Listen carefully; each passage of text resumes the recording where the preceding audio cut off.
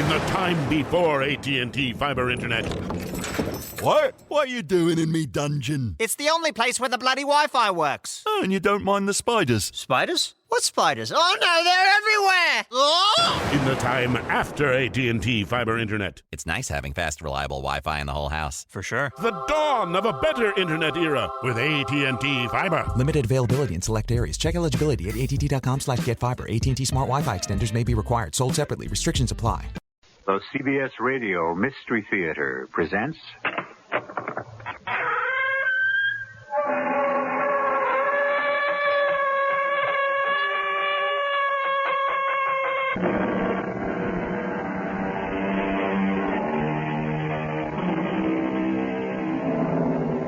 Come in.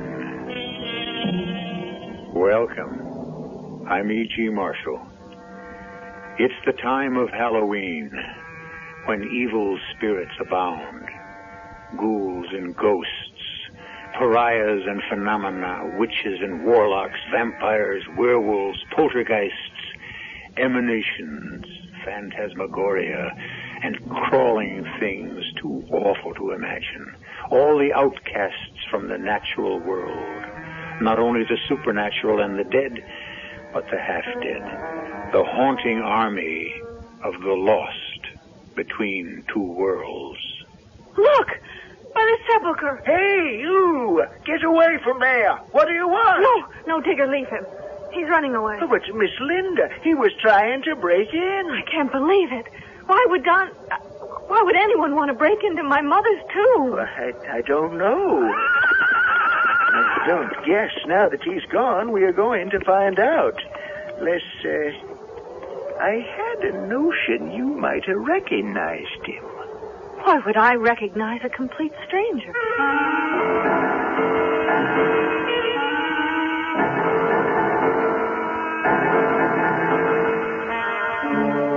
Our mystery drama, Absolute Zero, was written especially for the Mystery Theater by Ian Martin and stars Jada Rowland. It is sponsored in part by Anheuser-Busch Incorporated, Brewers of Budweiser, and True Value Hardware Stores. I'll be back shortly with Act One.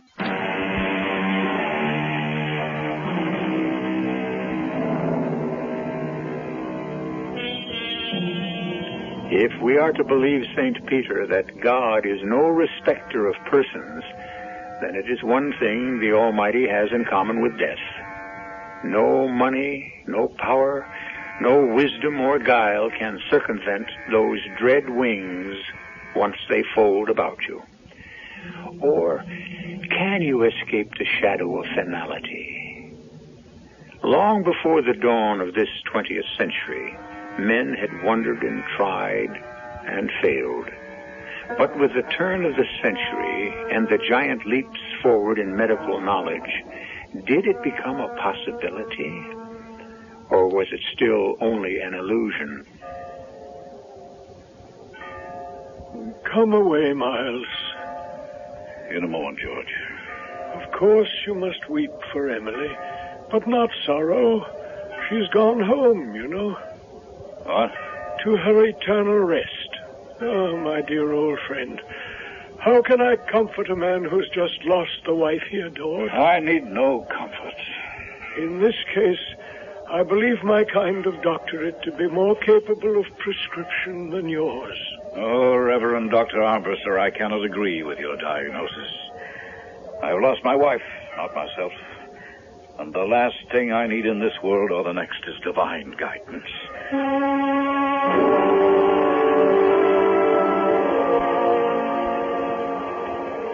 I'd have been hard put to describe my emotional state. Grief. Terrible, drenching, stifling grief. The death of my mother.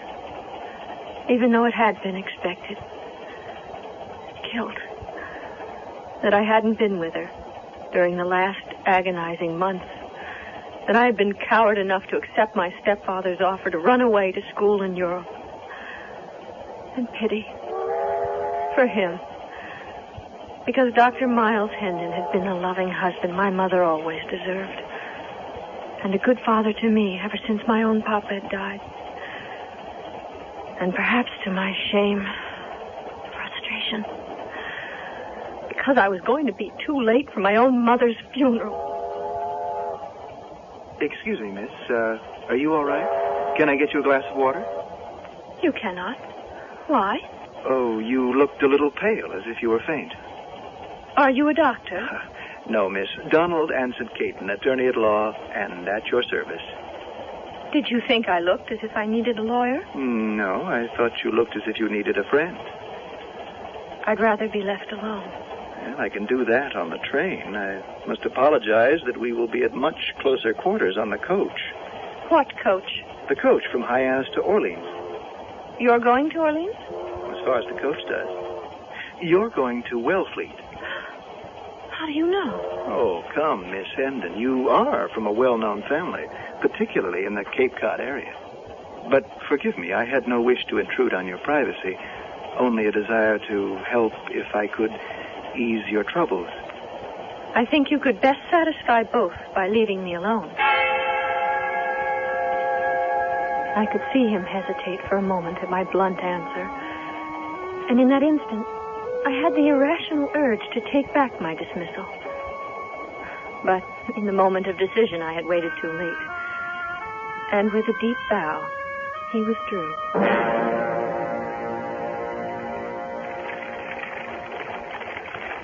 And then suddenly the train ride was over. And I was seated next to him in the coach from Hyannis to Orleans. The other 4 men in the coach seemed to know each other well, and in the intimacy of their conversation, we were locked out and perforce thrown together. You all right, Miss Linden? Miss Linden? I mean Miss Hendon. My name actually is Russell. I didn't mean to be abrupt on the train. It's just that... Oh, it's all right. I quite understand. I'm sure you mean well. I hope I did. You want to talk about your mother?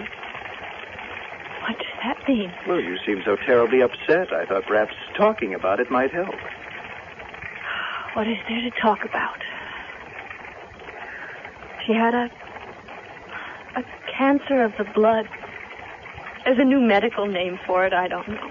Leukemia? I honestly don't know the name, but it's well, in modern terms, they call it progressive and terminal. How could it have been so quick? Well, so many cancers become wild and untamed. It's hard to anticipate how fatal they can become overnight. And yet... And yet what? Oh, nothing. Let's just say that I'm an interested bystander and that I'll be staying at the Orleans 1776 house. If you should need any help, you can always reach me there.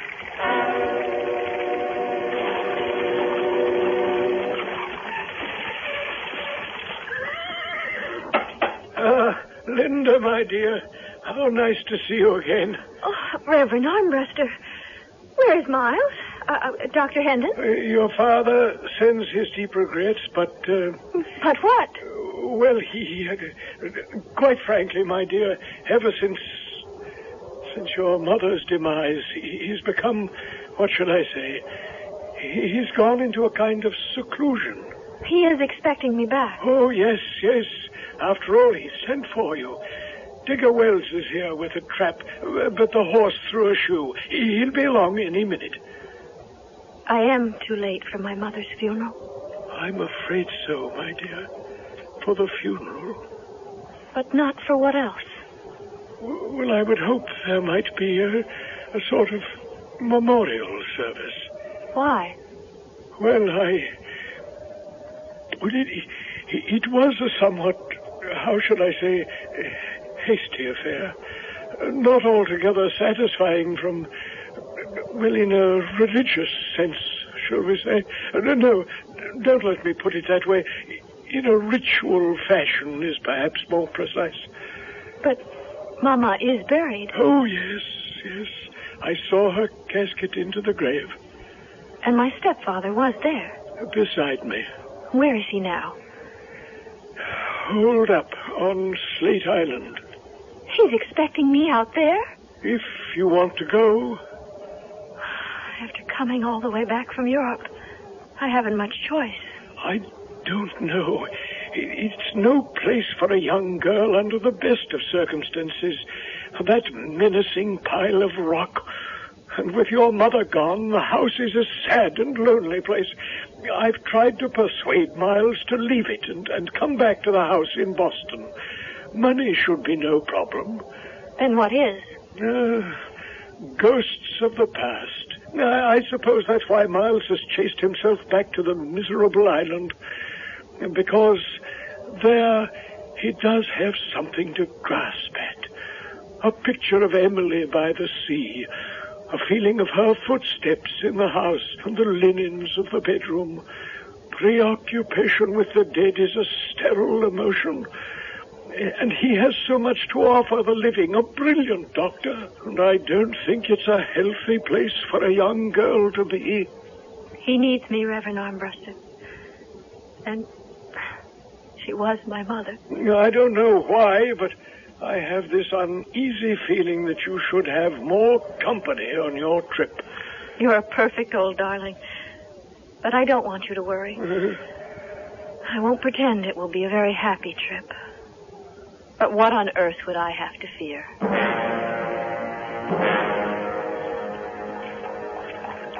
I was to think a great deal over that exact choice of words during the days to come. But of course, I didn't know, or even suspect that then. My head was much too full with memories of my mother anyway. We're most all the ways to home about now. I know. Master should have met you. Why didn't he? Doctor's mighty busy ever since he... don't see much of him. Busy doing what? I don't rightly know. Turned the turret room and the rest of the top floor into a laboratory after he... Oh, I don't mean to keep bringing it up, Miss Linda. It's all right, Digger. It isn't something any of us can dodge. Where is Mama buried? Why, in that fancy marble house your grandfather built in the eastern churchyard. Could we stop there just a moment before we go over to the island? Well, if you want to. I think I would. Ain't nothing to see. She's closed up tight in the coffin. I don't want to see anything. Just feel. I had a cold, shivery feeling to think of going into that dim, echoey mausoleum my grandfather Russell had built for the family. But I also knew I loved my mother. And I had this overpowering desire to be near where she lay. And just to whisper, Mama, I'm sorry. I didn't want you to die. And I should have had the courage to see you all the way. I was almost ready to say to Digger, forget it. I'll come some other time in the full light of day. Then I reproached myself. What did I expect to see? A ghostly shape? My mother snaking up in some strange ectoplasmic form from the sealed coffin. I'll come with you, miss, and bring one of the carriage lamps. No, I'll be all right. Still just twilight. Pretty dark. Right spooky here in the graveyard. Oh, I have nothing to be... What is it, miss? Look! There, by the sepulcher. Hey, you! Get away from there! What do you want? No, Digger, no, leave him. He's running away. Yeah, but he was trying to break in. I can't believe it. Why would not... I mean, why would anyone want to break into my mother's tomb? What? I don't know. I don't guess. Now he's gone, we're going to find out. I got the notion you seem to recognize him, Miss Linda. Eh? Why would I recognize a complete stranger? Come, let's go see if any damage has been done.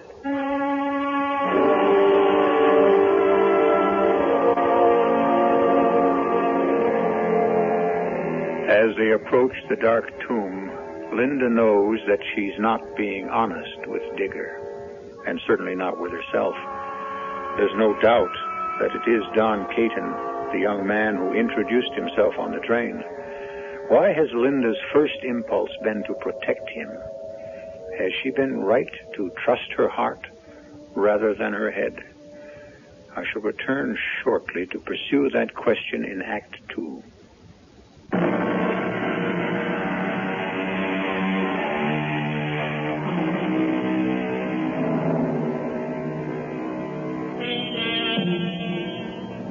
You are Linda Russell Hendon, back from school in Paris, hastening in a race back to Cape Cod, a race against death, which has claimed your mother. At this moment, of all times in your life, you have met the young man who might be the one you have dreamed of. But it's the wrong time. And worse than that, there is something mysterious about this Don Caton and his seeming familiarity with your family. Who is he? What brings him to the Cape? And most troubling of all, what brought him to the tomb where your mother lies buried? Who was it, Miss Linda? I tell you, Digger, I don't know. I only caught a glimpse of him. Appeared to me I thought you knew him. I thought for a moment I did. But in this half-light... Never mind that now. The important thing is not who it was, but what he wanted. Let's go. Couldn't get much. Tomb sealed up so tight you couldn't get inside without a load of dynamite. Or a key. Of course, I have a key. Only reason I brought you here. Wouldn't let no one else in but you, Miss Linda. But, there's nothing to see. I told you I don't expect to see anything. Just to feel... Oh, but that was before. Let's get the door open. Give me a moment. There. Now, that's good. Here. You take the lantern, give you a bit of light, and I'll stay by the door. What have you got there? A pistol. With a prowler around, right smart thing to have handy. Oh, but I'm sure he... Well, perhaps you're right. But if he comes back, don't shoot till we talk to him first. Oh, why would I, Missy? Sheer matter of self-defense. And, yours. Thank you, Digger. My mother's coffin was rich mahogany, ornamented in heavy brass, which shone no less brightly than the other sarcophagi and the ledges within the mausoleum. It only had a newer, more recent patina. It was sealed tightly. In the guttering light of the lantern, I could see it was undisturbed. The final proof, the gossamer web of some spider who had already fabricated his own seal to protect my mother's rest. I thanked him silently in my heart and wondered vaguely for a moment what Don Caton, if indeed it was he I had seen, wanted in this place of private sorrow. Beneath my breath, I asked my mother to forgive me for coming home too late. And then I asked Digger to take me home. Bad weather making up. Real nor'easter. Why does Father insist on living here now, Digger? I reckon you have to ask him that, Miss Hendon. Oh, Bertie, you see her waiting for you on the dock? Where's Papa? I don't rightly know. But he is here on the island. Oh, sure. Only, he keeps himself to himself, as a fella says. What's that? Oh, them's geese. Better watchdogs and hounds, the master says. He used to use them back in ancient times, he says. Won't no stranger set foot on the island here without they give us warning. Warning against what, Digger? Well, just warning. Person wants his privacy. Oh, now there. Maybe that's what they were trying to tell us. Coming down of a sudden like the 40 days and nights. Why'd you go below, Miss Linda, till I make fast at the dock?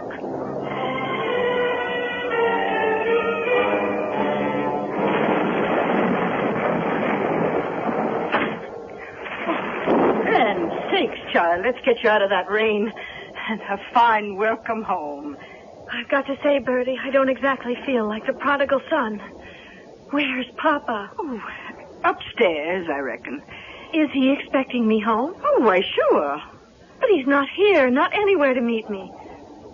What's wrong with him, Bertie? Is he ill? Now, Lamb, let's get settled first. Here, I'll take your wet things. Oh, now, where were we? Oh, your father. No, love, he's hale and hearty enough.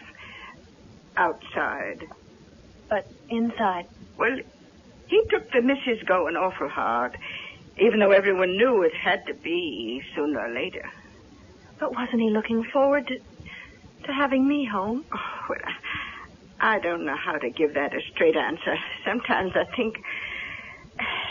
I don't know as I just blame him in a way. I think he was scared to look on you again. Why? Why on earth? Well, because your mother has gone to the beyond. There's you, full of health, and anyone looked at the two of you in the bright heat of noonday sunlight, a person would be hard put to know you apart. And that's why Papa isn't here to meet me. Oh, no, not that alone.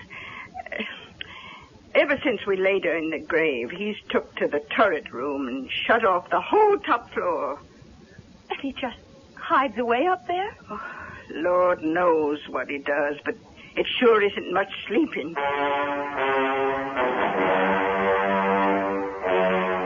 My dear sir, in deference to your credentials, I have submitted to this interview and smothered my impatience at the implications of it.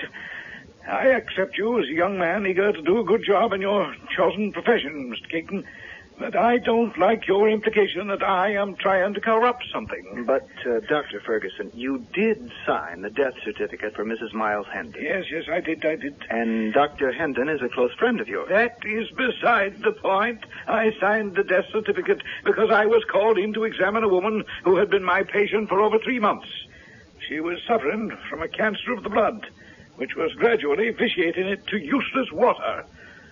I will admit that neither I nor my esteemed colleague, Dr. Miles Hendon, her husband, had anticipated the speed and deterioration of the blood in that last week. But you both concurred that once this terminal stage set in, death was inevitable. It is the common pattern of this symptomatology. Mm-hmm. And on the last day, the day you signed the death certificate, I examined a woman who had no pulse, who had ceased to aspirate, who reacted to no reflex tests, and who, on thorough osculation, had not the slightest sign of a heartbeat. I was examining, if you will, a corpse. Naturally, I pronounced her dead. And there was no possibility of any mistake. Sir, by any criterion we have to judge by, no possibility whatsoever.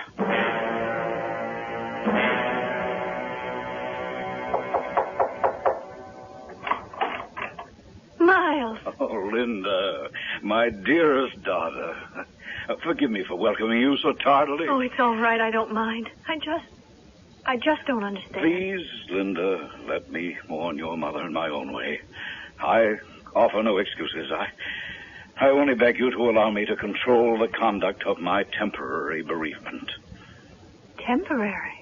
Well, death is a bridge between the known and the unknown. Why do we accept without cavil that the traffic must be only one way? What are you talking about? Well, certainly not a subject for your homecoming. Not exactly the term I'd have picked for this return. Well, why? Surely this is your home. With Mother gone? Well, it was and still is hers, too, I hope. Only because she was so ill and wanted to hide from the world. But she never loved this grim old island. Oh, she'll find cause to before I'm done. Miles, Father, I know how much you are hurt. The last thing Mama would have asked of you was to become a martyr. To bury yourself here. You don't understand what you're talking about, child. Better than you, maybe. It was nothing Mother would have wanted, except for her illness, and nothing she would have wanted from or expected of you. Or me. I tell you frankly, I won't stay here. No, but you must. I did come back to try to give you support.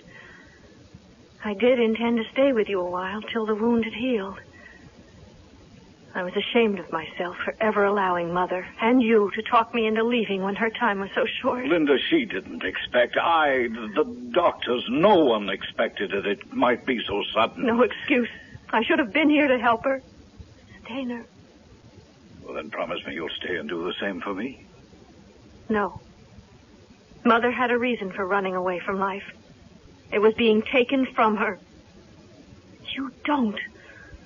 Staying here is a sickness, and I won't baby you. If you won't fight it, I won't stand by you. Oh, if you only knew.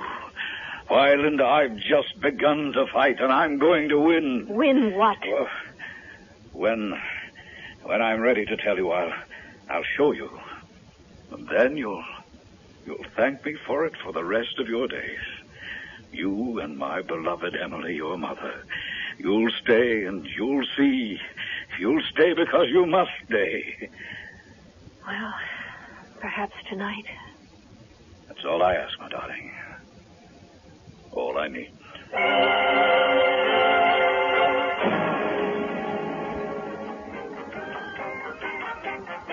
Must we have that music, Mr. Downer? My apologies, Mr. Caton. Reggae from Jamaica. Such a strong beat, so full of life. I find it such a welcome contrast for the necessary preoccupation of an undertaker with death. Mm-hmm. I just want to make certain. Now, there was no question of Mrs. Hendon's death. Heavens, no. I mean, we drained the blood. Beg pardon? To prepare for embalming. She was all ready for perfusion. And that is... a preservatory chemical recirculated to guard against, well, any deterioration during the viewing. But there was no viewing. There was not. Such a pity. A lovely woman. Mm-hmm. Why? It was the wish of the husband of the deceased. But you did place her in the coffin. That was your responsibility. Well, now, I don't know if I like your tone. But since you pressure me, not exactly. Oh?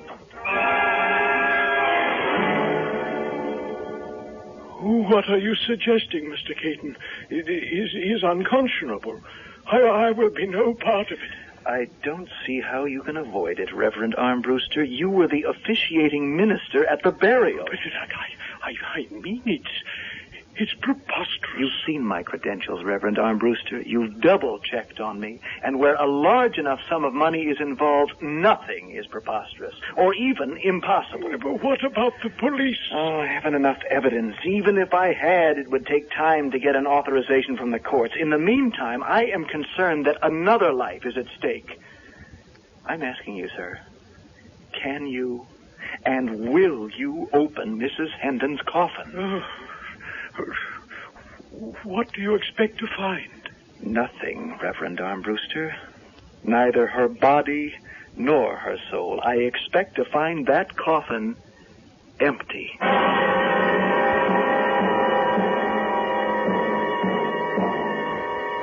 The Reverend George Armbruster gazes at this intense, determined, and completely sure young man. And of all the questions buzzing in his startled mind, surely, as with us, the main question must be, why? Why would he expect to find the coffin empty? I shall return shortly with Act 3.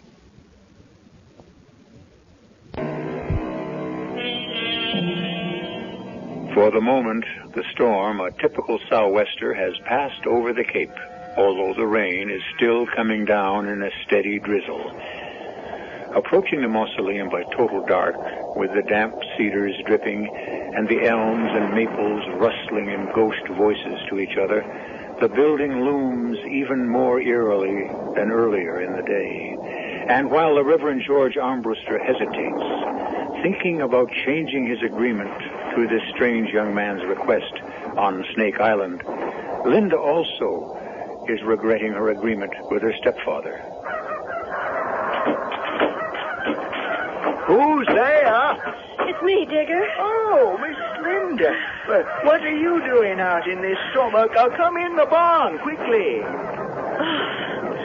Thanks. Oh, it's cozy in here. Oh, I love the smell of horses. Oh, seems like you've got a friend who returns the favor. But not those geese. Well, they quiet down once they know you. But they're hell on wheels with strangers. Let me close the door. I don't want to stay on the island tonight, Digger. I want you to run me over to the mainland. Oh, in this weather? In any weather. I don't want to stay here. You told your father? He doesn't want me to go. Oh, then I'm afraid I couldn't take you. Digger, I don't know why it is, but I'm scared. You're not afraid of ghosts, are you? Not my mother's. The last person she would harm is me. And she's not here anyway. She lies in the family tomb at Eastham. Brave words, because I was afraid of what all of us are most afraid of, the unknown. Ever since I'd come back to the Cape, I had sensed it, known that something was desperately wrong. I had to fight this unimagined terror rising in my throat, and the feeling that something evil was about to engulf me. No, don't force it. Just this one last nail, and...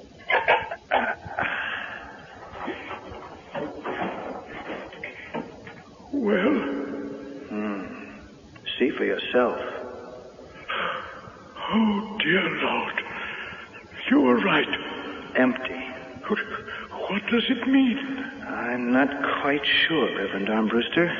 But you're the detective. You're the only one who's suspected. No, I'm not a detective, just an insurance adjuster.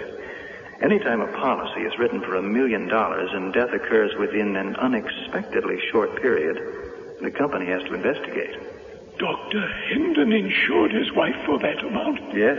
When? Oh, just about 1 year ago. Oh, at that time she was in perfect health. Was she?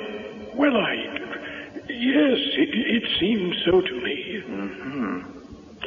Perhaps a doctor could have known better. I want to know why Mrs. Hendon's remains aren't buried in their own casket. What difference does it make? She's dead. Are you sure? Of course. I saw her so. I ought to bow out, but I'm a stubborn guy. I met her daughter. And I'm just perverse enough to have this big bump of, I don't know what you want to call it, extrasensory perception, maybe, that she's in danger. Of what? It's nutty. I can't justify it in any way, but I have this insane notion that Mrs. Hendon is somehow still alive, and that it's her daughter, Linda, who is in danger of ending up dead.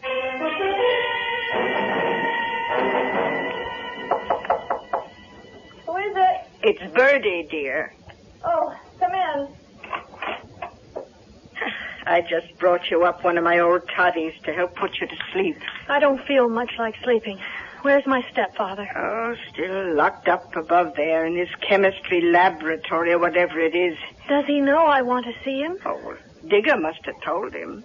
I don't want to stay here tonight, Bertie. I want to get off this island. Oh, now, darling, it's a terrible night out. No time to make the crossing. Where would you go? I just have this terrible feeling I shouldn't stay here tonight. Look, what you need is a good night's rest. At your age, that makes a world of difference. Now, come on. Drink the old drink I used to brew for you. Chocolate and my secret ingredient. All those years you were growing up. It always made you sleep like a top. All right, Bertie. No sense in trying to run tonight. I'll wait for tomorrow. Want me to help you into bed? I think maybe I'm a little too old to tuck in anymore, Bertie. But I promise to drink my drink. Oh, well, good night then, dear. And sweet dreams. Sweet dreams. In hindsight, that was the most cynical statement, since the serpent said to Eve in the Bible that she and Adam should eat the apple because then they would be as gods. But I can't blame Bertie, or even Digger. because I truly believe they did not know my drink was drugged. I might, as it happened, have slept through all that dreadful night. And what was to happen to me if it hadn't been for the geese and their warning cries? What's that? The geese, sir. Now, what's disturbing them? I don't know. A stranger on the island? Not in this weather. Something disturbed them. Well, it's a night for all of us to be disturbed, sir. All right, you can ease your conscience. You may leave us now. I don't know as I ought. I suggest you do as you're told. I serve the Russell family, not you, Dr. Hendon, who only married into it. And it's Miss Linda I offer my services to, yes. And protection when I speculate what you have in mind. You can't fly in the face of the Almighty, Dr. Hendon. Why, you fool. You can't stop me. No one can. Till I bring Emily back to life again. It was like a dream. Faces and figures elongated, out of focus. The sound of words, far away and echoey, and not quite clear. But what was happening? Too bizarre and ghastly to be anything but a nightmare. I saw Miles pick up Digger's limp body and literally toss it into a corner. Miles? Yes? What is it, Linda? Oh, I feel so weak. Everything's so far away. Now, that's as it should be. It's the sedative I put in the drink Bertie brought you. Bertie drugged me. No. She had no idea what it contained. The anesthetic was mine. I'm sorry all this commotion has brought you out of it. An anesthetic? What for? What are you doing? What's happening? It hasn't happened yet, but it's just about to. The miracle of the 20th century. What are you planning to do? I am about to reverse the whole human process. I'm about to bring the dead back to life. He moved away from me. I tried to sit up, but I found that I was bound by heavy straps to a medical table on which I was lying. I was conscious now of some sort of a machine throbbing in a steady rhythm. Turning my head in the direction of the sound, out of the corner of my eye, I could see that Miles had gone in that direction and was pulling aside a heavy drape on traveling rings. As he pulled it aside in one impatient movement, I saw... Oh, God help me. In a kind of blinding flash, resting on a huge base, what looked like an enormous fish tank. The frame was heavily leaded, and the glass panels narrow and heavily frosted. Through the tiny particles of ice and snow that churned and swirled about beyond the glass, inside the tank, in that one blinding flash, I could see a figure lying. My mother!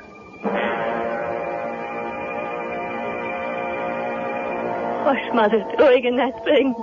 She's dead. Oh, no, not dead. Merely in suspended animation. The diseased blood has been taken away, her body purified. The flesh and organs and all the intricate convolution of brain and web of nerves and artery preserved by being frozen with liquid hydrogen at almost absolute zero. The body waiting only for new blood to feed the heart and lungs and all the rest. Fresh, wholesome blood from you. From me? You will feel nothing, my dear, I promise you. And have no fears. It will be only temporary. But why me? The blood must be harmonious, consanguineous, so that the organs do not reject it. No. My dear, you will only be taking your mother's place for a little while. And when the time is right, I shall bring you back to life, too. No. Oh, you're mad. You can't. I can do anything I want, and no one can stop me now. Come, don't struggle. No. no, take that needle away. I can't. Let her go, Dr. Hendon. Digger, should have stayed decently at rest. Very well, the first needle will be for you. I warn you, don't come near me.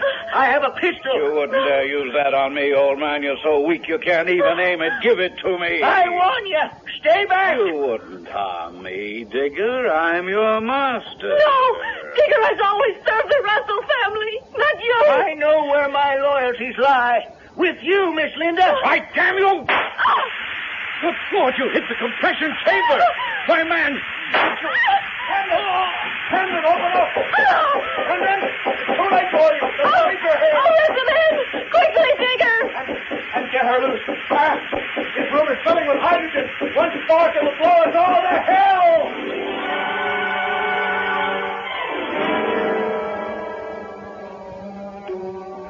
I never thought I'd be so glad to see a man I'd seen only 3 times in my life. It was Don Caton who unstrapped me and carried me down and outside the house. And just in time. For suddenly the flame from one of the lamps must have ignited the hydrogen in the laboratory. And with one terrible roar, the house on Snake Island was gone forever.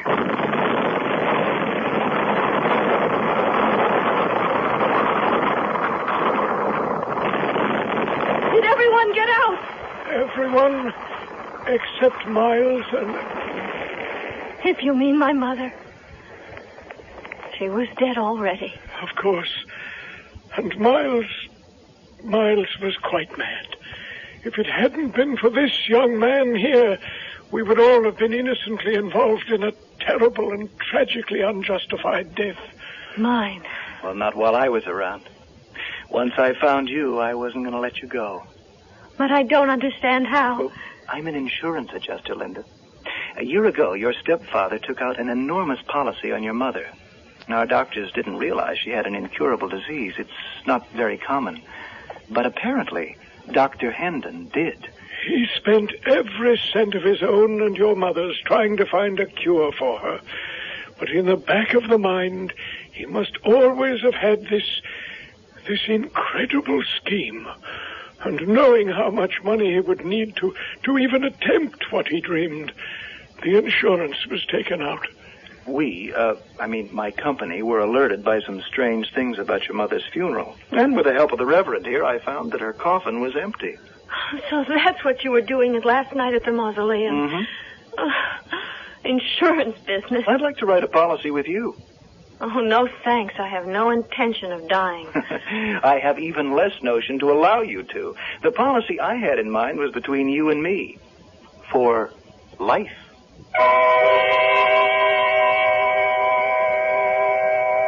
Linda and Don Caton were married by the Reverend George Armbruster 2 months later. The bride was given away by Digger Wells. Dr. Ferguson retired from practice, convinced both in his heart and by the state medical board that he had gotten too old to practice. As for Mr. Downer, faced with false statements and the prospect of jail, he gave up undertaking very suddenly, and the police are still trying to overtake him. I'll be back shortly.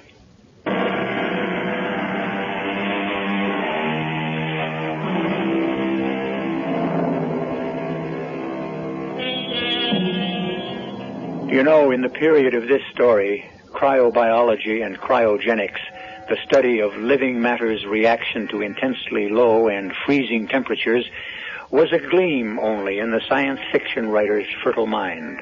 Today, they are recognized and viable sciences, and there exist across the country many deceased who have elected, instead of burial, to be frozen and preserved until someday human science might be able to reverse divine will.